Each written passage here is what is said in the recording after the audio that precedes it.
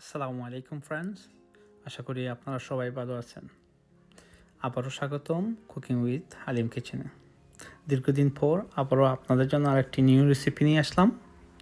আজকে আপনাদেরকে দেখাবো কিভাবে ফিশ ম্যারিনেট করে গ্রিল করতে হয়। সো বন্ধুরা, রেসিপিতে যাওয়ার পূর্বে দয়া করে আমার ভিডিওর নিচে সাবস্ক্রাইব এবং বেল বাটনে ক্লিক করতে ভুলবেন না।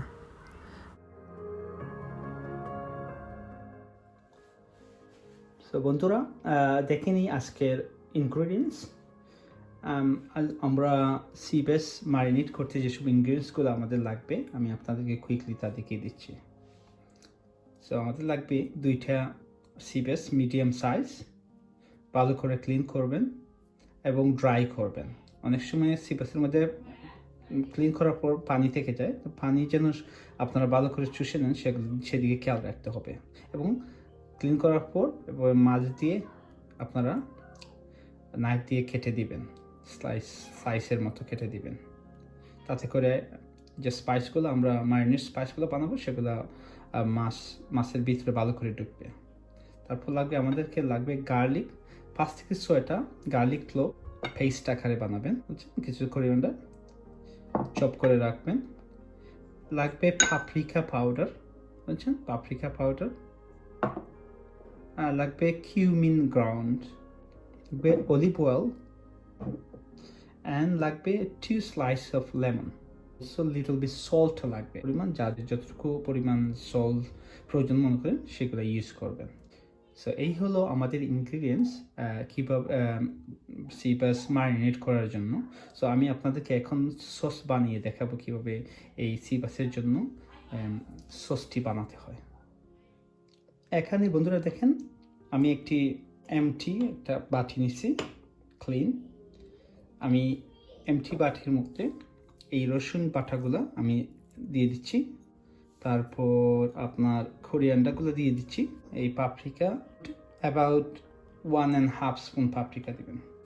Cumin ground half teaspoon. Okay, এখানে আছে এই যে লেমনটা স্কুইজ করে এখানে দেবেন। স্কুইজ করে দিলাম, আবার এটা এখানে রেখে দেবেন, আবার এখানে রেখে দিলাম। তারপর আমি অলিভ অয়েল একটু বেশি করে দেবেন, বুঝছেন? যেন অলিভ অয়েল দিলে আপনার মাছগুলো খুব ভালো করে অ্যাবজর্ব করবে, তাতে খেতে আপনার সুস্বাদু হবে যখন গ্রিল করবেন আপনারা। তারপর আমি বলছিলাম পিঞ্চ অফ সল্ট দিয়ে দিলাম। তারপর ভালো করে হাত দিয়ে এই মিক্সচারটাকে মিক্স করবেন। এই হলো আমাদের সস হয়ে গেল।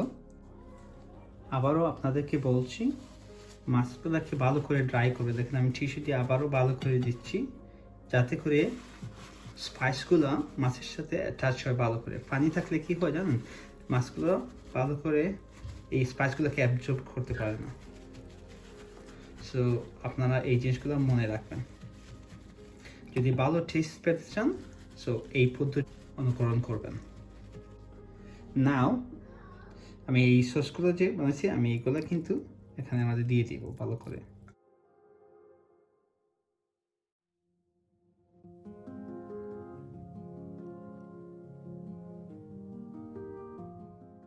এগুলোর ভিতরে একটু ঢুকিয়ে দিবেন, যাতে করে খেতে সুস্বাদু হয়। আপনার স্পাইসগুলো ভিতরে ঢুকলে মাছগুলা খেতে যখন গ্রিল করবেন তখন টেস্ট ভালো আসবে। তো বন্ধুরা দেখেন, আমি সুন্দর করে ম্যারিনেট করে এই মাছগুলাকে ফ্রিজে অ্যাটলিস্ট আপনারা যদি ভালো টেস্ট পেতে চান ওভারনাইট রাখবেন। সো আমি এখন কি করব, ওইগুলোকে আমি রাপ করে ফ্রিজে রেখে দেব।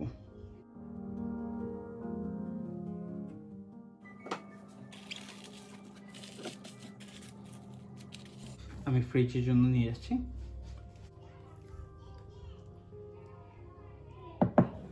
দেখো মা ফ্রেন্ডস, আমি এগুলোকে ম্যারিনেট করে আমি প্রায় 12 ঘন্টা আমি ফ্রিজে রাখছি। রাখার পর কি হয়েছে জিনিসটা, এই মাছগুলা স্পাইসগুলো খুব ভালো করে অ্যাবজর্ব করছে। এখন আমরা কি করব, এই ক্লিং ফিল্ম সরিয়ে নিচ্ছি, নেওয়ার পর আমরা ওভেনে ঢুকিয়ে দিব। সো আমরা বাসায় করতেছি, তাই আমি আমার ওভেনে ঢুকিয়ে দিব, দেখিয়ে দিচ্ছি আমরা কীভাবে ওভেনে ঢুকবো। আর মনে রাখতে হবে, যখন ওভেনে করবেন অ্যাটলিস্ট এই মাছগুলো ঢুকানোর পূর্বে 10 মিনিট আগে যেন ওভেনগুলো আপনারা হিট দিয়ে রাখেন 150। সো তাতে কি হবে, আপনার ওভেনগুলো প্রপারলি হট থাকবে। There is my oven. Oven is ready. So I'll put the fish inside the oven. দেখেন বন্ধুরা, আমি কিন্তু মাছগুলোকে ভালো করে প্লেস করে ওভেনের মধ্যে ঢুকিয়ে দিছি। সো অ্যাটলিস্ট 20 মিনিট আপনারা 150 to 180 হিটে আপনারা গ্রিল করবেন। 20 মিনিট কি করার পর মাছগুলোকে বের করে সার্ভ করার উপযোগী হয়ে যাবে। সো আপনাদের শুধু দেখা হবে 20 মিনিট পর। বন্ধুরা, মাছটি গ্রিল হওয়ার সাথে সাথে ইন দ্য মিন টাইম আমরা করবো কি, মাছগুলোকে ভালো করে ডেকোরেট করার জন্য দেখেন আমি এখানে green paper red paper slice করে কাটছি। এরকম green paper red paper slice করে কাটবেন এবং সামান্য ফানে ওয়েল দিয়ে এগুলোকে একটু মিডিয়াম কুক করে রাখবেন। শেষের দিকে যখন আমরা সার্ভ করবো, একটু ডিজাইনের জন্য, সুন্দরের জন্য আমরা এগুলো উপরে দিব।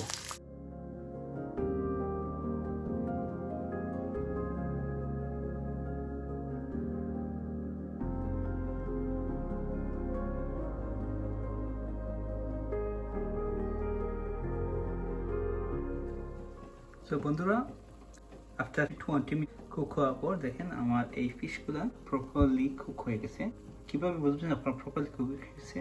দেখেন মাছগুলো যেখানে দাগ দিয়েছিলাম এগুলো একটু মেলে গেছে। যখন এভাবে মেলে যাবে তখন বুঝবেন আপনার ফিশগুলো ভালো করে কুক হয়ে গেছে।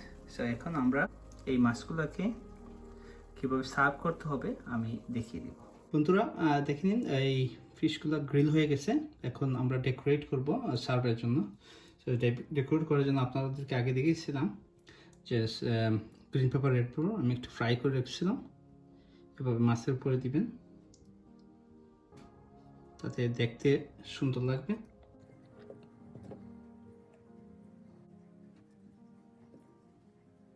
ঠিক লাইক দ্যাট। আমি আর একটা প্লেট দেখাচ্ছি কিভাবে আপনারা রাইস দিয়ে সার্ভ করবেন, এবং রাইস এবং সালাদ দিয়ে। বন্ধুরা, হয়ে গেল আপনাদের Seabass Marinated গ্রিল। সো এইভাবে আপনারা বাসায় যে কেউ ট্রাই করতে পারেন, আসলে খুবই টেস্টি। সো আমি রিকমেন্ড করি সবাইকে এই ডিশটি ঘরে বসে বানানোর জন্য।